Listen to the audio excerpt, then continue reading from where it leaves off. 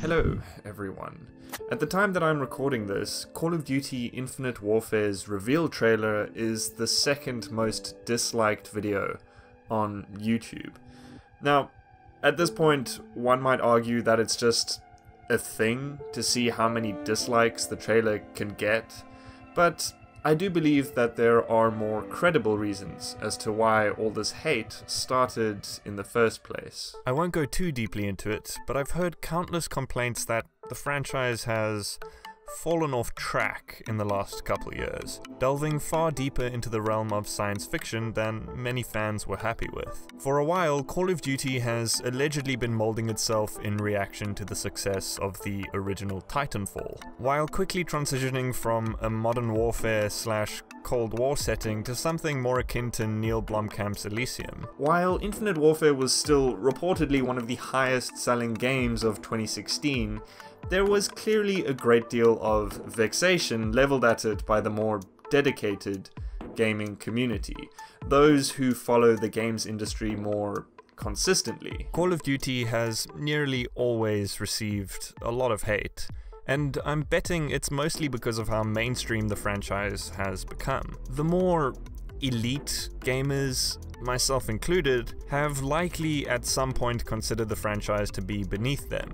A bombastic, brainless, corporate, manipulative yearly release reserved for the general public.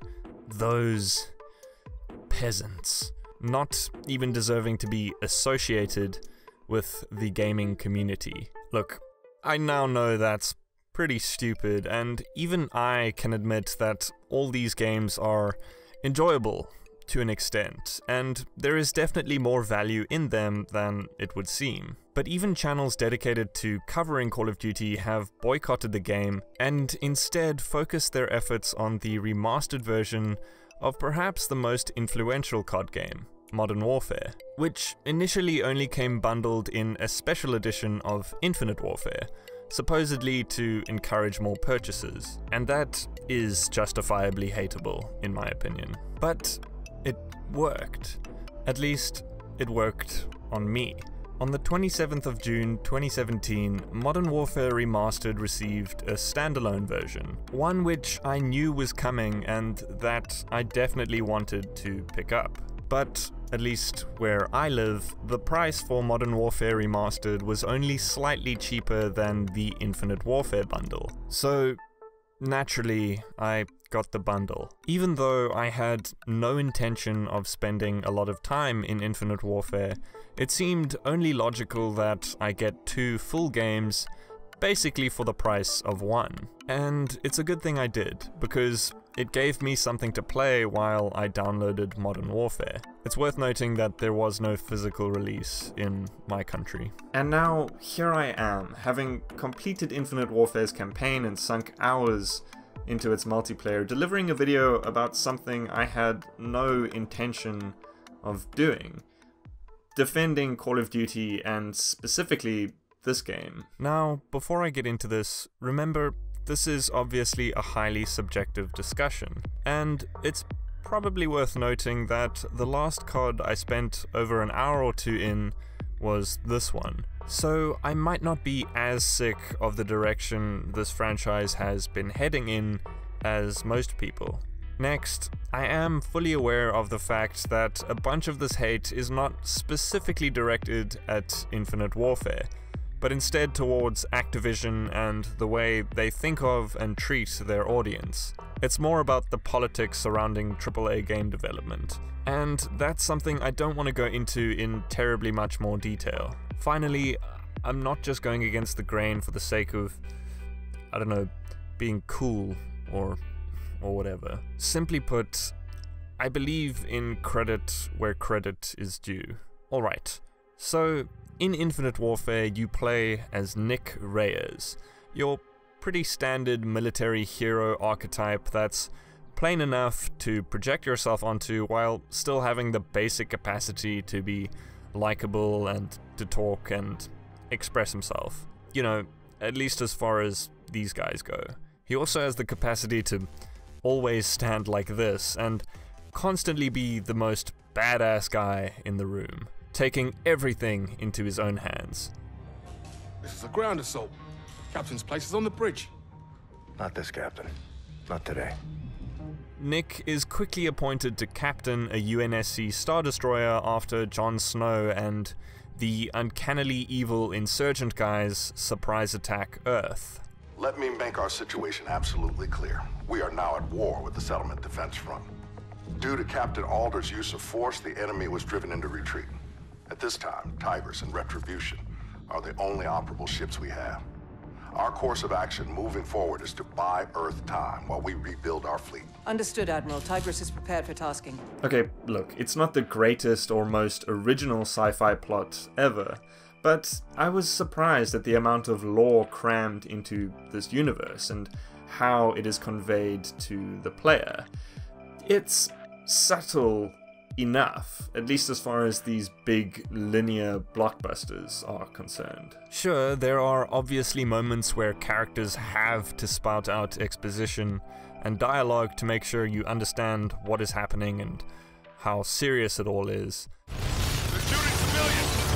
It's targeting civilians! But the writing is actually pretty good overall, both in terms of story progression and dialogue. Most of the main characters are some of the more interesting in the Call of Duty franchise, with small quirks, brief but noticeable arcs, relatively distinct personalities, and very solid performances. There's even some touching and intimate moments between them that can occasionally devolve into basic melodrama and cheesiness, but for the most part are pretty well handled. You're my brother, Ethan. You're talking robot, brother. Affirmative. Unfortunately, a couple characters only receive proper development during the credits. The Navy has made my life a long-distance love affair. The things I love are all far away. My home, my animals, you. And you will likely find yourself asking, who is this guy again? During dramatic moments where the game desperately struggles to make you care. My favorite character is Ethan, a somewhat sentient robot with a great sense of humor that plays a pretty significant role in the game. He's basically this game's K2SO. He's naive, but not in such a stereotypical I'm a robot and I don't understand feelings kind of way. Instead, he's sassy, cheeky, he teases people and pushes his luck, and he actually talks like a person, instead of a cliche Siri bot. They do occasionally dip into the whole what makes us human thing with him, but it's not heavy-handed at all. You got feelings, Ethan? I do, Lieutenant. I do. I carry the brain of a human farmer. Holy shit, are you serious? No, ma'am. Not at all. You got you, Lieutenant. Did not. With the futuristic setting, there's a lot more uncertainty within the story and the places you visit, so it feels more like an adventure than other Call of Duties. It's not so predictable, and it helps make you feel a greater sense of camaraderie and connection with these guys. You're in this shit together. There's a Rogue One-ishness to all this. Touchdown! Guns up! We're encountering heavy resistance. Watch for enemy Stay low! Get the cover! Kit Harington is a functional main antagonist, but he's unrealistically evil and not even in the game for that long. I feel like anyone could have played this role. As you suspected, he's basically just in here to get more people interested in the game. In fact, all the villains are just really extremist, bad baddies, without much characterization. And they serve mostly to dish out what are supposed to be menacing monologues. But yeah, on the whole, this has to be the most entertaining and perhaps even the best COD story I've played since Modern Warfare 2, and it could even be better than that. I still personally believe that the best stories don't necessarily need to depend on an incredible plot. Instead, they should prioritize their characters and personal story arcs, and this game does that, certainly not to the extent of other story-based AAA games like Uncharted, but nonetheless, I do think it's noteworthy. So, from your warship, you can pick targets and objectives on or around different planets. This is a great feature to help the game feel less linear, even though all the missions are highly scripted and frequently take all control away from you. But seriously, what do you expect from Call of Duty? There's always those missions where you're behind someone who tells you exactly what to do, and who has to have at least one "look at how badass I am" tussle with a particularly troublesome twerp, which are definitely the most annoying moments in every COD for me. But at least Ethan makes some abrupt and sometimes laughably anticlimactic work of those dudes in these moments.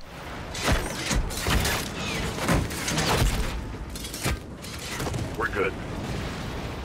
On the topic of annoying things, there are also some frustrating bullet sponges, Destiny-like hacking moments, and kamikaze robots that can be difficult to avoid. Anyway, including the side missions, this game is about as long as every other Call of Duty, if not just a little bit longer, in my experience. You're looking at about 6 to 9 hours, I'd say. And I would recommend doing all the side missions if you want your money's worth. Essentially, if you approach the game with this attitude, the mission select map acts merely as a glorified mission select screen. The only real difference it makes is it gives you the sense that you have more choice. But the consequence is that none of the side quests can be particularly interesting, as they mustn't interfere with the main missions. They're not necessarily bad, but they do become rather samey after a while. And because most of them revolve around eliminating enemy ships, in one way or another, they tend to reuse assets from time to time, like entire ships, exterior and interior. The way that you progress through these levels does vary enough, but the recurring scenery comes across as quite lazy. Regardless, every mission is entertaining and well-paced, if taken individually, with a good amount of adrenaline-filled set pieces and minor gameplay alterations that keep things from grinding, and which don't often overstay their welcome, usually making great use of the futuristic setting. Okay, I'm in. Now control the bot to attack. Quickly!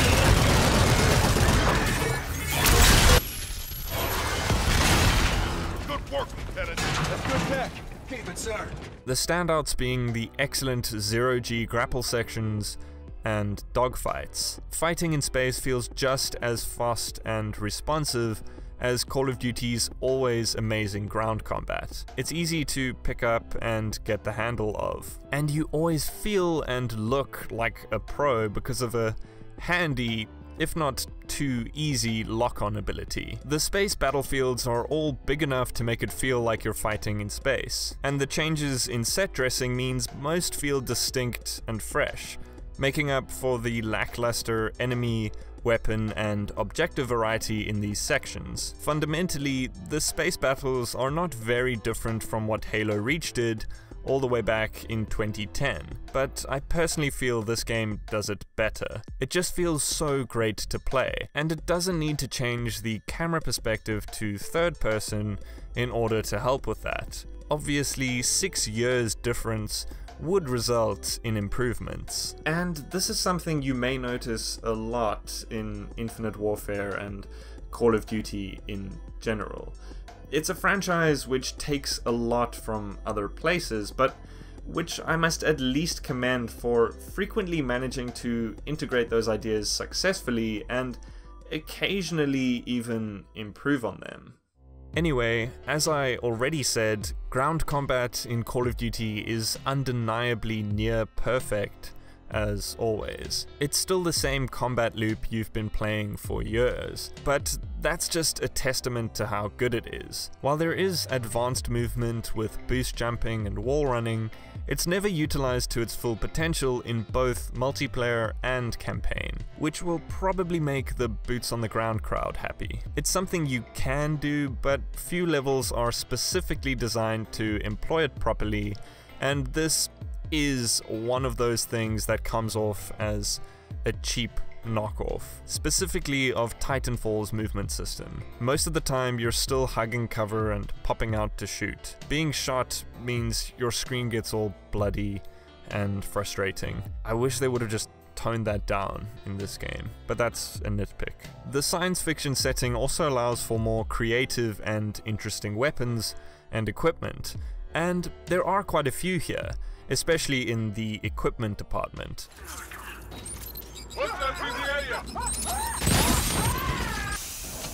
Toss an anti-grav. Copy that. Someone there. They're down. But Infinite Warfare doesn't seem entirely confident enough to drop off classic, recognizable brands. They might have different names, slightly altered designs, and secondary fire options, but a lot of weapons are based heavily upon traditional modern guns. Nonetheless, they sound absolutely phenomenal, which makes handling them all the more enjoyable. In fact, the sound work in this game is highly commendable, and I honestly believe it gives the Battlefield franchise a run for its money.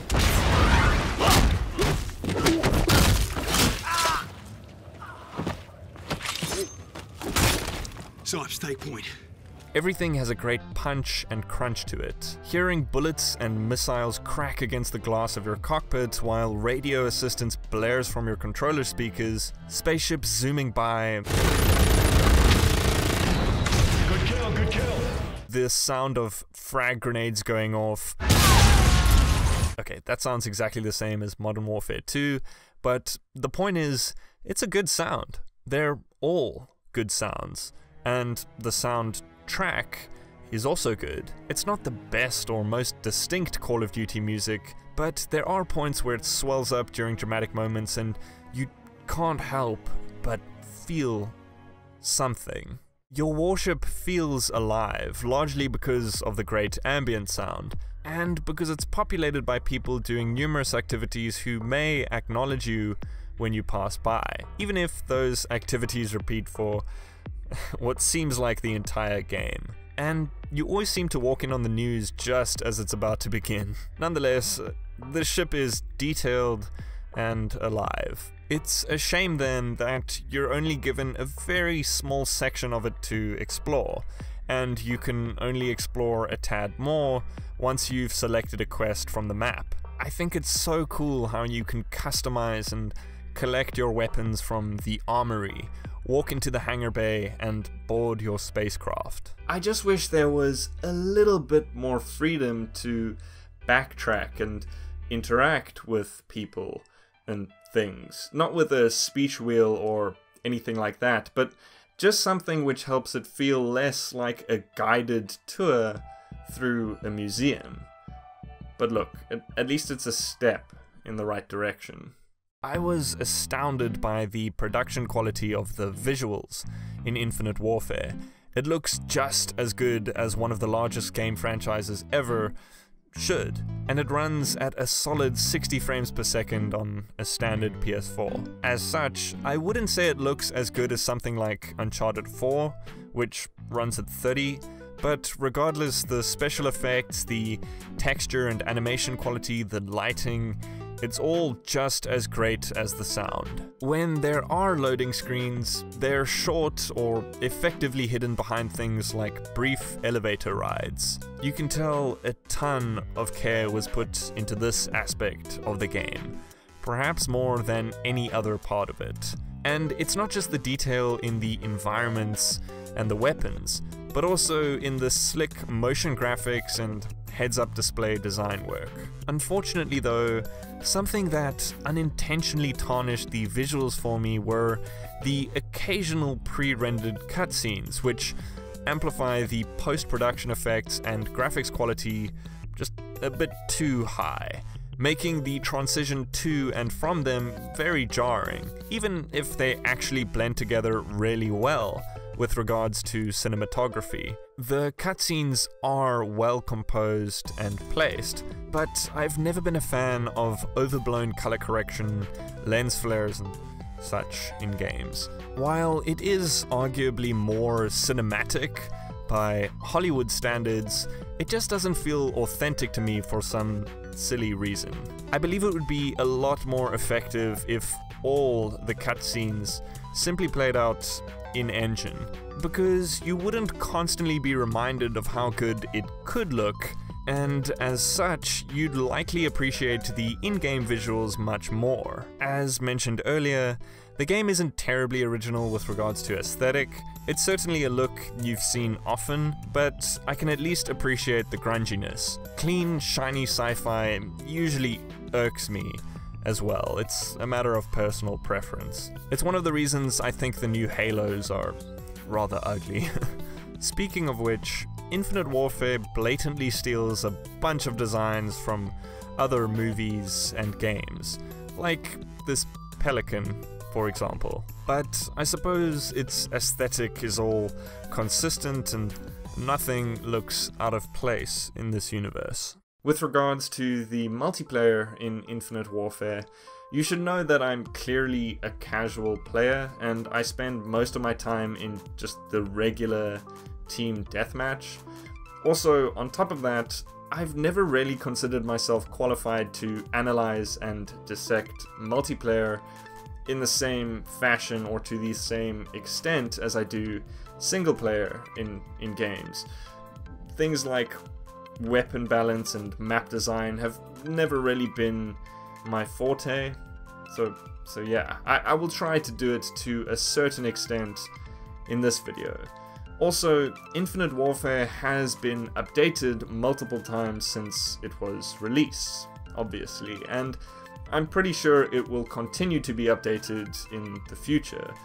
So yeah, for all these reasons, just take everything I'm about to say with a huge grain of salt. So, Infinite Warfare has a good selection of varied maps, both in terms of aesthetic, tone, and layout. As expected, the art team really goes to town with some of these, and the backdrops can be magnificent to look at. They can be even more lavish than the places you visit in the campaign. While some maps avoid it almost entirely, most of them utilize wall running and double jumping more than the campaign, but they are generally so close quarters that 3D movement doesn't always feel entirely necessary to me. It's also not always clear what you could or should wall run upon. In Titanfall, a player will be able to navigate a map quickly and easily just by observing his or her surroundings and utilizing the advanced movement controls to traverse it swiftly.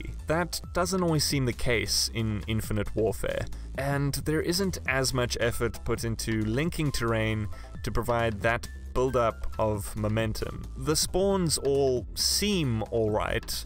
I don't recall spawning immediately behind or in front of enemies. However, even though I nearly always manage to get a positive kill-death ratio in this game, and I do consider myself to be an above-average player in casual playlists, I very rarely manage to go on any prolonged killing sprees, and while it certainly could be that I'm actually just not terribly good at the game, I do think there is an issue with some of the map design. Often there are just too many entrances and exits in each room or corridor, making it extremely difficult to keep track of where your enemies might come from, and you almost always feel as if someone is approaching you from behind. And a lot of the time, they are. Loadout customization and the progression system are rich and enticing as usual. Along with custom classes, you're also allowed to unlock and equip a customizable combat rig. These rigs contain special weapons, attributes, and abilities that you can acquire and activate in-game. This whole thing seems like a response to the success of hero-based multiplayer games like Overwatch, but combined with every other bit of customization in COD, it can make things unnecessarily complicated and even chaotic in my experience. It just kinda seems like overkill. There are also stupid microtransactions and an annoying loot box system here, where you use a lot of slow-earned in-game or Instead, quick, real currency to purchase supply drops, which you open to find 3 random items that vary in rarity. They are mostly cosmetic unlocks, however you may also procure special weapon variants which come with a selection of built-in perks. Simply playing the game earns you salvage, which you can use to craft these special weapons. I've noticed complaints about the system as well as the combat rigs and the notion that these features can make the game unfair, which I agree with, but at the same time I feel like Call of Duty is not a great franchise for competitive multiplayer, because no one starts on an even playing field anyway, and although it is now trying to introduce some sort of character class system, it's not even much of a team-based shooter either. Regardless, RNG boxes and microtransactions are bullshit in any game when they give people with cash to blow and gamble away an advantage over other players. If you have to have them in your game, keep it cosmetic only. Just because you can also unlock this stuff after hours of just playing the game doesn't mean it's excusable. This is a huge issue in pretty much every AAA multiplayer game these days, and I don't want to go into it in terribly much more detail in this video because the situation is quite complicated, and it's not specific to Infinite Warfare, as I said. Overall, the rudimentary components of the multiplayer in Infinite Warfare is still enjoyable, and I've spent a decent chunk of time in it for that reason. Getting kills is as satisfying and adrenaline-filled as every Call of Duty, but it can frequently be confusing and frustrating. All this extra stuff means you're likely going to be less able to predict enemy attacks and plan accordingly. You'll be killed more often for reasons you don't understand until you're dead. I must give credit to the amount of content present in this multiplayer, though I feel like COD is at its best when it's more straightforward. Pick and unlock your perks, your weapons and their attachments, your kill streaks, and play. I don't need combat rigs or weapon crafting or any of this other extra stuff. The fundamental Call of Duty multiplayer is timeless, and while people claim nothing changes in each game, I don't think this stuff is what should be tampered with to this extent. What I would like instead are more interesting game types, like a dogfight mode. However, I know that building something like that would be an immense undertaking, and Call of Duty fans may not be interested enough in it to warrant the cost of development. Lastly, let's talk about the zombies map that comes with Infinite Warfare.